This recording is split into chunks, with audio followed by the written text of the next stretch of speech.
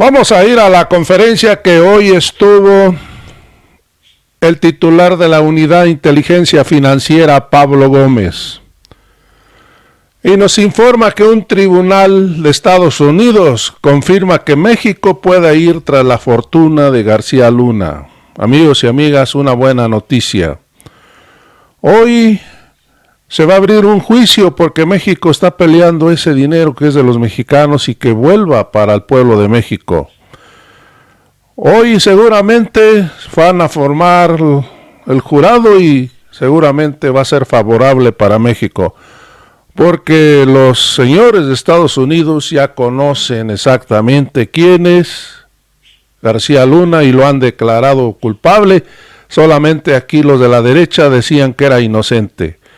Y hablando de la derecha, vamos a pasar un video, amigos y amigas, que decía que a García Luna se le estaba linchando brutalmente desde Palacio Nacional. Esos que salían en defensa de García Luna. Amigos, vamos a pasar este video inolvidable. ¿Por qué la derecha, por qué los chayoteros defendían a García Luna? Porque el señor García Luna los tenía bien consentidos con millones de pesos. Es más, los llevaba a su búnker. Vamos a ir a este video inolvidable. Linchado de una manera brutal, no se diga desde Palacio Nacional. Y se toma como referente, digamos, de la corrupción y de la pasividad que prevalece en el combate a la delincuencia. A él y a Calderón. Bueno, ¿dónde está la civilizada presunción de inocencia de un juicio que no empieza? Porque la Fiscalía neoyorquina simplemente habla de tener 1,000,000 y pico de hojas o fojas en el expediente, al que le sumó todo el expediente del proceso contra el Chapo Guzmán. Entonces, de veras, creer esta tontería, pues no se le habría ocurrido ni a Juan Orol, ¿sí? No. Bueno, pero pues se les ocurrió.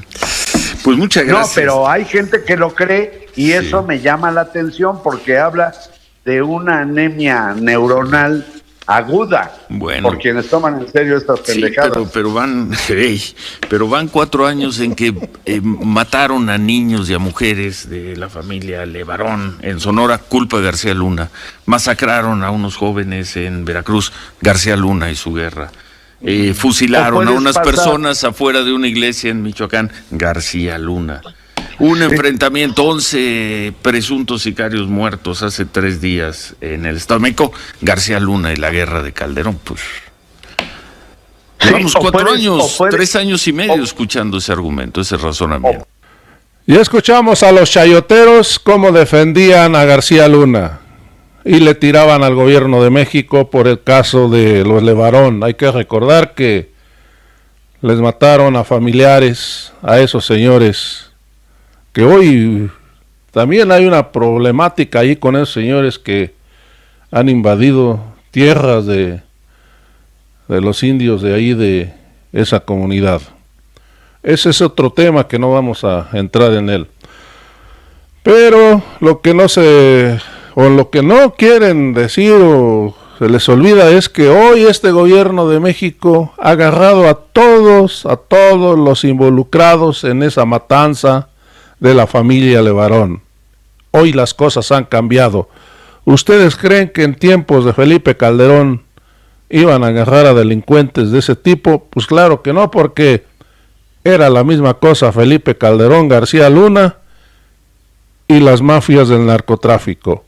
Hoy ya todos sabemos que lo hicieron una mafia de narcotráfico los que mataron a la familia Levarón. Amigos y amigas, ahora sí vamos a ir a la conferencia muy rápidamente donde estuvo Pablo Gómez y nos da esa buena noticia. Vamos a informar, termina la semana y acordamos tratar el asunto de la resolución de un juez en Florida para que continúe el juicio en contra de García Luna, sus socios, que en el tiempo que estuvieron en México, sobre todo en el tiempo que fue secretario y posteriormente,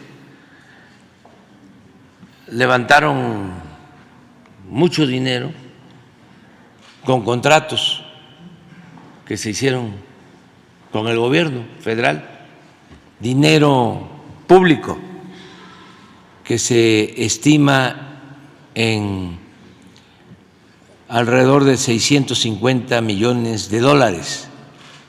Y todo ese dinero se invirtió en Florida,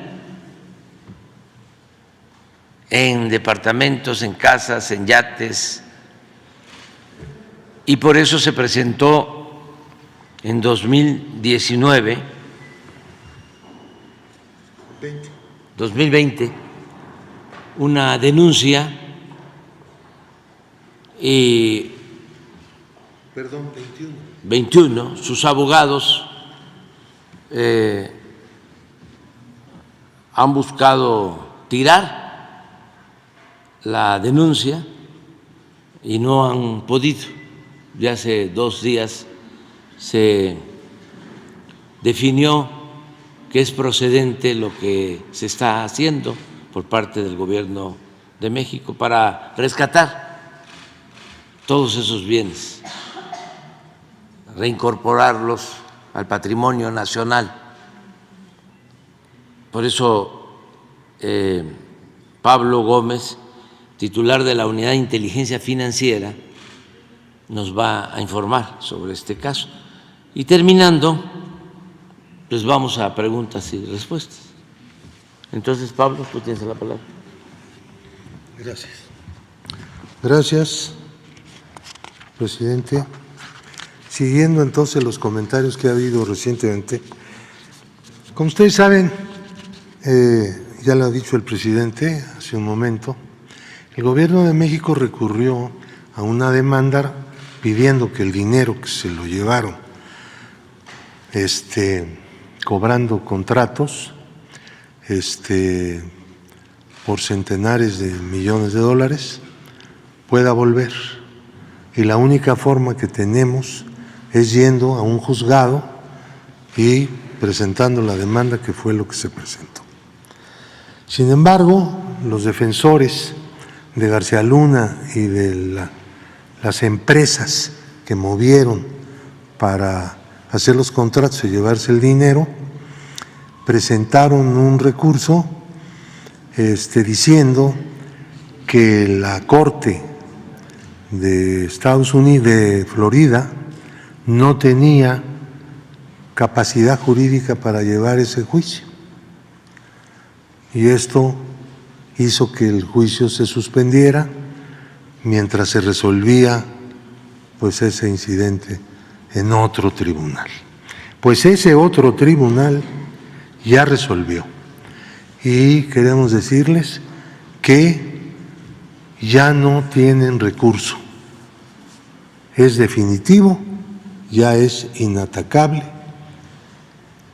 El juicio para la devolución de los recursos de México por parte de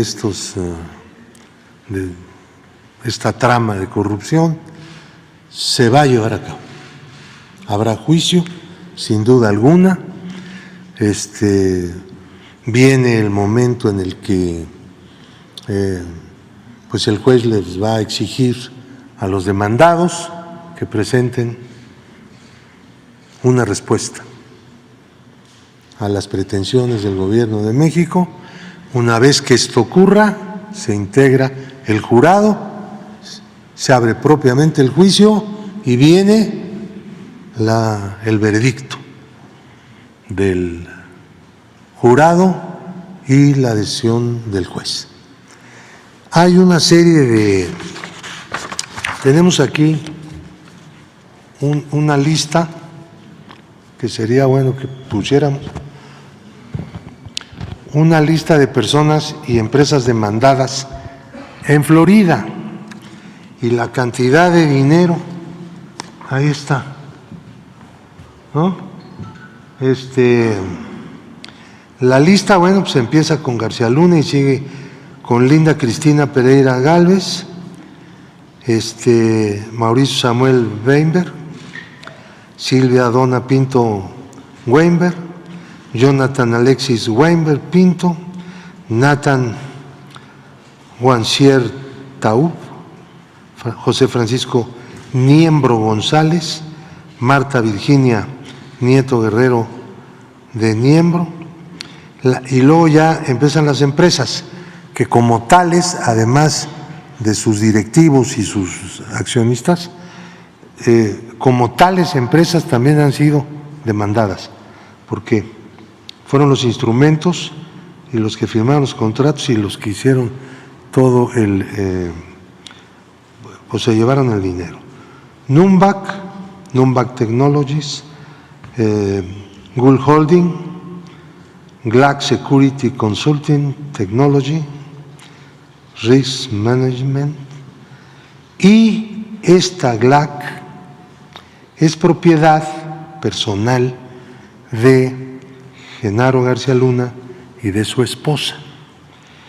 Y estos hicieron varias actividades dentro de la trama corrupta, pero una que destaca mucho, le cobraron a la Procuraduría General de la Ciudad de México más de 26 millones de un supuesto adeudo que tenía con ellos, pero no hay papeles, nunca hubo adeudo, nunca nada, y simplemente llegaron y cobraron y se fueron, así como llegar a una ventanilla y recibir dinero. Eso lo hacían en muchísimos casos. Así es como operaba. Esta situación es emblemático, esto que estamos viendo. Aquí hay un total de 645.966.199 dólares. Multiplíquenlo por 17 y pico. Se están haciendo menos pesos porque ya nos urge entonces rescatar todo lo que se pueda de esos dólares. Y 315.266.667 pesos. Esta tabla está dividida en dos partes, y eso requiere un comentario. Del 1 al 5 fueron operaciones hechas durante el periodo de gobierno de Felipe Calderón, por un total de 225.212.906 dólares. Y la segunda parte, en el periodo de gobierno de Enrique Peña Nieto, que fueron 420.753.293 dólares y 315.266.667 pesos. Es transseccional esta trama de García Luna. No se quedó en el tiempo en que él fue secretario de Seguridad Pública. Siguieron operando con el nuevo gobierno. Por lo tanto, la lista de personas involucradas que fue dada aquí en ocasión anterior, aquí mismo, en esta conferencia de prensa, pertenecen a dos gobiernos, todos ellos. Entonces, también esto es emblemático porque nos habla, nos muestra, es un caso concreto en el que se muestra cómo operaba el sistema de la corrupción durante 60 o 70 años. Creo que me estoy quedando corto, porque esto empezó en los años 50, cuando se formó en el presupuesto nacional el ramo que se llamó después 23, que eran los gastos discrecionales del presidente de la República. En el presupuesto había un gran lugar en donde el presidente repartía de acuerdo con sus decisiones políticas y personales. Esa situación se prolongó durante mucho tiempo y fue generando poco a poco una estructura de lo que llamamos el Estado corrupto. No es que en México hubiera corrupción como la puede haber en cualquier parte. Nosotros no teníamos ese problema, nunca lo tuvimos. Nosotros tuvimos una estructura de Estado corrupto cuando la corrupción se conformó en uno de los principales instrumentos de la gobernanza del país. Por eso llegó a todas partes, por eso se extendió. El Estado es la corporación de la sociedad que tiene pues mayor presencia, mayores recursos, mayor injerencia en todas las actividades económicas, sociales, culturales, etcétera. Un Estado corrupto se mete a todas partes y tiene que ir incorporando a más y más gente. Eso fue lo que nos ocurrió como fenómeno. Siendo la corrupción uno de los principales instrumentos de la gobernación del país, se presentó en la empresa, en la escuela, en todos lados, llegó a todas partes. No solamente era el presupuesto, era también toda la gestión pública la que fue víctima de la corrupción como sistema. Esto que nos diferencia hace que el problema sea más complejo en México. Este es el primer gobierno que declaró desde el principio, bueno, lo declaró desde antes de ser gobierno, que era una de las fundamentales planteamientos programáticos, que declaró y que ha actuado para desmantelar el Estado corrupto. Sin embargo, este inmenso problema pues va a tener que continuar. Es importantísimo que continúe. Esto que por primera vez tuvimos, nunca un gobierno se propuso combatir el sistema de la corrupción. Nunca. Era parte del sistema de la corrupción. Llegó un momento en que Carlos Salinas reorganizó el sistema de la corrupción. No solo lo elevó, sino también introdujo una serie de elementos organizativos, lo perfeccionaron. Este es uno de los países del mundo en donde los neoliberales no solamente trasladaron propiedad pública a manos de corporaciones privadas e individuos, sino que siempre se hizo en esquemas de corrupción y no en todos los países se hizo igual.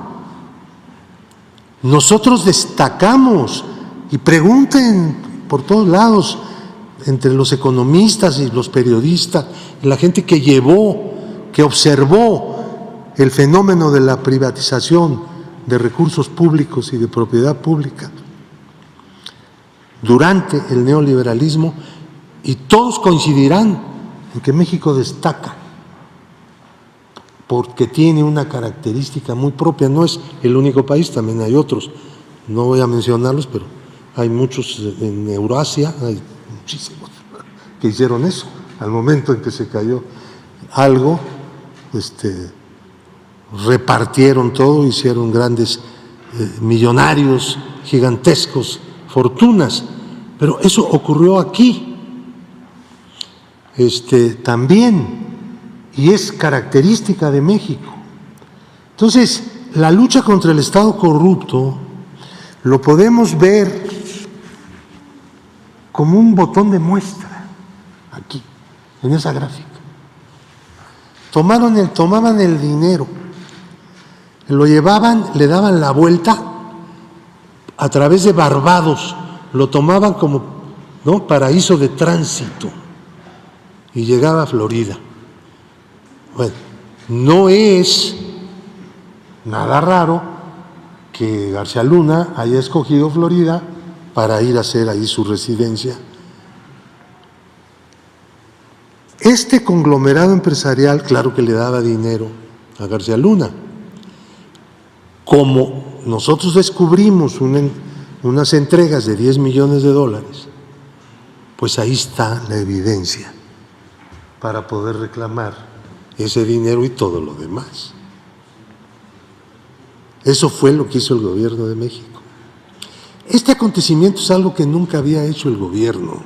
El gobierno mexicano en la historia ha hecho muchas reclamaciones internacionales, muchas, pero un juicio de este tipo, de una trama de corrupción para recuperar el producto de la corrupción, no hay registro. Porque esta es una característica nueva que está teniendo ya México. Es decir, un aparato público, una dirección del Estado, pues básicamente del gobierno, que le declara pues la guerra, por decirlo así. No está bien usado este término, tendríamos que decirle que se ha declarado pues la acción permanente, continuada, sistemática, enérgica, en contra del Estado corrupto para desmantelarlo. Esta es una muestra. Hay muchísimas otras, ¿no?, en la que por primera vez un gobierno se empeña pues en el combate a la corrupción como sistema que tanto daño le ha hecho a México y que tanto daño no solamente le ha hecho a las familias, a las personas, a los trabajadores, sino también a la forma de funcionamiento de las instituciones públicas. Tenemos una herencia, bueno, pues ustedes lo viven a diario, como todos. Continuar ese esfuerzo, no detenernos, es una clave. Cualquier traspié nos podría llevar a lo que ya sabemos que fue y cómo se gestó esta desgracia. Le llamamos a algunos Estado corrupto, se oye horrible, pues eso es. Muchas gracias.